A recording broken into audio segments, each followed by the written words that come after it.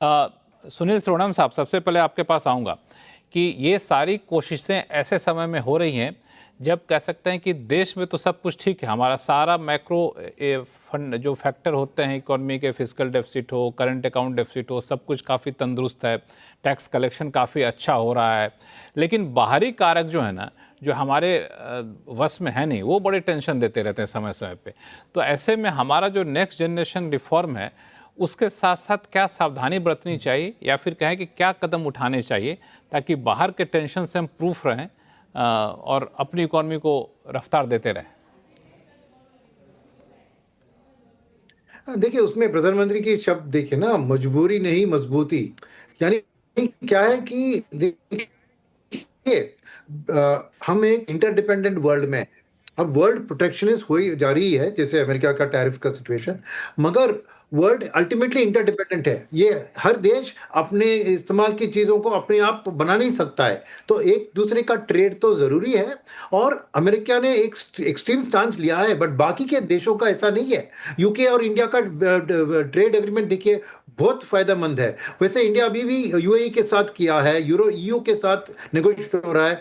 क्या है कि इस अनिश्चित वर्ल्ड में भी ऐसे पॉकेट्स है जहां पे हमारी कॉस्ट ऑफ लेबर जो सस्ती है, और हमारी जो सप्लाई ऑफ लेबर, दुनिया में किसी भी देश के साथ हमारा लेबर का सप्लाई नहीं है, मगर हमें कॉम्पिटिटिव बनना है। जैसे अभी पद्मनाभ सर कह रहे थे कि जापान और इंडिया में जीरो टैरिफ है, फिर भी हमारे गारमेंट्स उधर एक्सपोर्ट नहीं हो रहे हैं, बिकॉज हम कॉम्पिटिटिव नहीं है। तो ये, अगर हम कॉम्पिटिटिव बन जाते हैं तो जरूर हम बाकी देश, यूएस को छोड़िए, यूएस ने एक एक्सट्रीम प्रोटेक्शनिस्ट स्टैंड लिया है, बट बाकी देश के साथ जरूर हम अपना ट्रेड बढ़ा सकते हैं। मगर उधर हमारी टेक्नोलॉजी को इंप्रूव करने की जरूरत है, प्रोडक्टिविटी को इंप्रूव करने की जरूरत है। और डिफेंस स्पेस के अलावा मैं पॉइंट आउट करूंगा कि डिफेंस में भी हमने अपना आत्मनिर्भरता का एक ये दिखाया ना। इस बार भी ड्रोन्स और यूएवीज का पूरा हमारा इंटरनल लोकल एंटरप्रेन्योर्स ने बनाया है। तो प्रधानमंत्री की कोशिश थी कि हौसला बढ़ाए इस चीज में, क्योंकि ये ट्रंप ने सडनली 50% टैरिफ लगा दिया तो लोग शायद नाराज ना बन जाए, तो एक हौसला बढ़ाने के लिए उन्होंने ये कहा। दूसरी बात है कि उन्होंने दोहराया कि हमें कॉम्पिटिटिव रहना चाहिए, ये नहीं कि खाली हम लोकल में रहे। देखिए, हमारी 3,000 से कम है पर कैपिटा इनकम, और हमारी लोग जो प्रोड्यूस कर सकते हैं वो हमारे लोग खरीद नहीं सकते हैं। जैसे मिताली जी ने कहा, पोलराइजेशन बहुत है। मैं बताता हूं आपको कि खाली 10% देश के वासी 60% देश के इनकम को अपने काबिल कर रहे हैं। 10% इज कंट्रोलिंग 60% ऑफ इनकम। तो फर्स्ट चीज, हमें इसको स्प्रेड आउट करना है कि बॉटम ऑफ द पिरामिड वाले ऊपर आ जाए। बट मोर इंपॉर्टेंटली, हम इंटरडिपेंडेंट वर्ल्ड में ही रहेंगे, उसको गलत मत समझिए। फुली सेल्फ सफिशिएंट नहीं बन सकते, मगर हमें कॉम्पिटिटिव बन के टैरिफ के ऊपर डिपेंड नहीं करना है बाकी देश के ऊपर एक्सपोर्ट करने के लिए। हमारी प्रोडक्टिविटी और कॉम्पिटिटिवनेस बढ़नी चाहिए। तो उसी में रास्ता जो खोल रहे प्रधानमंत्री, उसी चीज का कह रहे हैं कि आप मजबूती के ऊपर दे दो, ये मजबूरी के बारे में मत सोचो। बिल्कुल, ये एक बड़ा पॉइंट जो आपने प्रधानमंत्री के भाषण से निकाला और आपको लगता है कि एक रोड मैप हो सकता है। एमएस मणि साहब, इस बाहरी कारकों से बचने के लिए एक तो तरीका बताया सुनील सोनम साहब ने, लेकिन आपको लगता है कुछ हमें ऐसे भी कदम उठाने पड़ेंगे जिसको लेकर के फ्यूचर में हमें इस तरह के कोई अगर टर्बुलेंस आता है तो उसको झेलने में हम कामयाब हो सकें? एक तो डिफेंस की बात आपने कही, डिफेंस बात निर्भर हो सकता है जैसा सुनील जी ने कहा। वैसे 2-3 सेक्टर की बात अभी चर्चा हो सकी। आपको क्या लगता है, सेक्टर के हिसाब से देखा जाए या फिर पूरा पॉलिसी लेवल पे या फिर ease of doing business level पे कुछ करने की ज़रूरत है? देखिए, अभी जो मौजूदा हालात हैं उसमें सबसे पहली बात हमें समझनी चाहिए कि ग्लोबल जो ट्रेड चेन्स हैं, ग्लोबल जो वैल्यू चेन्स हैं, वो हमेशा टर्बुलेंट रहेंगी। ऐसी कोई स्थिति नहीं आएगी जहां पर ग्लोबल ट्रेड में टोटल शांति है, सारे कंट्रीज अपने हिसाब से कर रहे हैं और हमारे लिए सब फेवरेबल है। पर अभी थोड़ा-सा ज़्यादा टर्बुलेंस है उसमें। तो इसमें मैं समझता हूं कि हमें 2 चीज़ करने की ज़रूरत है। पहली बात यह है कि जो हमारे स्ट्रेंथ्स हैं, we should play to our strengths. हमारी सबसे बड़ी स्ट्रेंथ क्या है? हमारी सबसे बड़ी 2 स्ट्रेंथ्स हैं। एक हमारी फेवरेबल डेमोग्राफिक्स हैं, और दूसरी सबसे बड़ी स्ट्रेंथ है कि हमारी कंज्यूमिंग जो पॉपुलेशन है वो बहुत ज़्यादा है। इसलिए हम दूसरे मुल्कों के हिसाब से उतने एक्सपोर्ट डिपेंडेंट नहीं हैं। तो ये स्ट्रेंथ्स को अगर हम अपना स्ट्रेंथ मान के चलें, तो हमें कुछ चीजें करने की जरूरत है। पहली बात यह है कि जो वर्कफोर्स है, उसकी जो स्किलिंग के ऊपर जो इनिशिएटिव्स है, उसके ऊपर फोकस करें। क्योंकि लार्ज पॉपुलेशन रहना या लार्ज एम्प्लॉयबल पॉपुलेशन रहना जरूरी नहीं है, लार्ज स्किल्ड पॉपुलेशन रहना जरूरी है, खास करके आज की तारीख में जहां पर हर क्षेत्र में टेक्नोलॉजी का चर्चा बहुत ज्यादा हो रहा है। दूसरी बात यह है कि जब हम अपने सप्लाई चेन्स इनवर्ड और आउटवर्ड दोनों को जब हम डाइवर्सिफाई करते हैं, कोविड के टाइम में हमने ये महसूस किया था कि हमारी जो इनवर्ड सप्लाई चेन्स थी वो कुछ रिस्ट्रिक्टेड हो गई थी। इसकी वजह से काफी इंडस्ट्रीज को तकलीफ हुई थी। अब वो दोबारा आ रही है कुछ प्रोडक्ट्स के क्षेत्र में, जहां पर हमारी जो इनवर्ड सप्लाई चेन्स हैं वो रिस्ट्रिक्टेड है, इसलिए वो यूजर इंडस्ट्रीज तकलीफ महसूस कर रहे हैं। सिमिलरली हमारी जो एक्सपोर्ट वैल्यू चेन है वो भी कुछ कंट्रीज तक रिस्ट्रिक्टेड है, कुछ ज्योग्राफीज तक रिस्ट्रिक्टेड है, उसको भी डाइवर्सिफाई करने की जरूरत है। तो जब हमारी वैल्यू चेन्स हैं वो इनवर्ड सप्लाई और आउटवर्ड सप्लाई दोनों में ज्यादातर डाइवर्सिफाइड हैं, हमारी जो हेजिंग रिस्क है वो कम हो जाएगी। पर मैं ये कहना चाहता हूं कि जितना भी हम करें, ये जितना भी डाइवर्सिफिकेशन ऑफ वैल्यू चेन करें, रिस्क जो है वो तो रहेगी। हमें वो रिस्क को संभालना पड़ेगा और मैनेज करना पड़ेगा जैसे सिचुएशन इवॉल्व होता जाता है। मैनेज करना पड़ेगा, रिस्क तो रहेगा, इसको संभालना पड़ेगा। अनिल पद्मनाभन सर, इस रिस्क को, इस चुनौती को क्या हम किसी तरीके से एक अपॉर्चुनिटी के तौर पर बदल सकते हैं क्या? क्योंकि यूएस एक ऐसा कंट्री बन गया है कि जो लोग उससे जा रहे हैं वो तो मजबूरी में जा रहे हैं उनके पास, और जो चले गए, डील कर भी ली, तो उनको भी कहना है कि मज़ा नहीं आया, और डील हमने किया कुछ और, अनाउंस कर दिया कुछ और। तो खैर उसकी बारीकियों में नहीं जाएंगे, लेकिन इस ग्लोबल टर्बुलेंस का कुछ हम लोग फ़ायदा उठा सकते हैं तो क्या?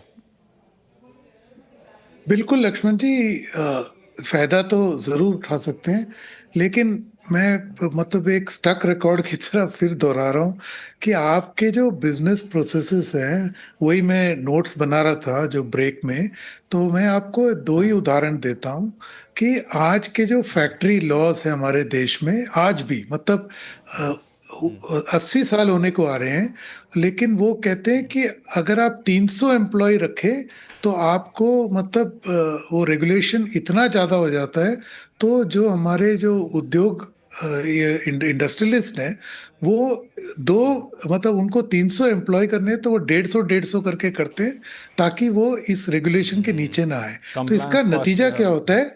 हाँ, नहीं, वो स्केल नहीं मिलता उनको। आप अगर एक फैक्ट्री में 300 लोग लगा के काम करोगे तो उसमें ज्यादा स्केल का अपॉर्चुनिटी है, जबकि आप दो फैक्ट्री में 150 लोग लगा के करोगे।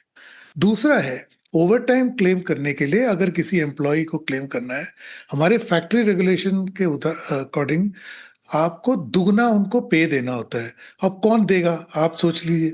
तो ये इनफॉर्मली उनको हायर करते हैं, सस्ते में देते हैं, तो ना वर्कर्स को फायदा हुआ, और अगर आप इनफॉर्मल वर्कर लोगे वो स्किल लेवल पे नहीं मिलेगा, तो कंपनी पे भी नुकसान, वर्कर पे भी नुकसान।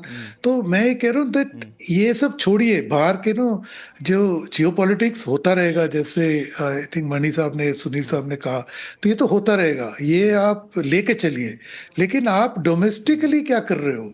मतलब 80 साल के बाद, ये तो छोड़िए, अभी तो जैसे मिताली जी ने बोला कि 880 करोड़ लोगों के पास गरीबी से जूझ रहे हैं। क्यों जूझ रहे हैं? आपको आज बेसिक चीज, पानी, बिजली, घर, ये गैस, कुकिंग गैस आज मिल रहा है। मतलब ये आपको मतलब 40 साल पहले मिलना था। तो ये आप जीएसटी का जो रिफॉर्म कर रहे हो, आज कर रहे हो, इसको आप भी जानते हो, आप आर्थिक, बहुत ही वरिष्ठ आर्थिक पत्रकार खुद हो, तो आप जानते हो इसको तो 3 साल पहले करना था, लेकिन तब भी नहीं किया। तो हमारा डोमेस्टिक रिफॉर्म है मोस्ट इंपॉर्टेंट। ये बाहर के प्रेशर छोड़िए, डोमेस्टिक आप रिफॉर्म करिए, देश की आर्थिक स्थिति मजबूत करिए। चीन का उदाहरण देख लीजिए, आज वो 30% ग्लोबल मैन्युफैक्चरिंग कंट्रोल करता है। उनका जो ईवी में जो होल्ड है, दुनिया में मतलब मर्सिडीज बेंज जैसे कंपनीज अब घुटनों पे आ गए हैं उनके सामने, तो उनकी जो कॉम्पिटिटिवनेस है इतनी तगड़ी है। वो अब जो डीप सीक जो उन्होंने निकाला, तो वो चैलेंज कर दिया पूरे अमेरिका को। तो आपके पास ऐसा कौन सा प्रोडक्ट है जो आप इतने ग्लोबल लेवल पे compete कर सकते हो?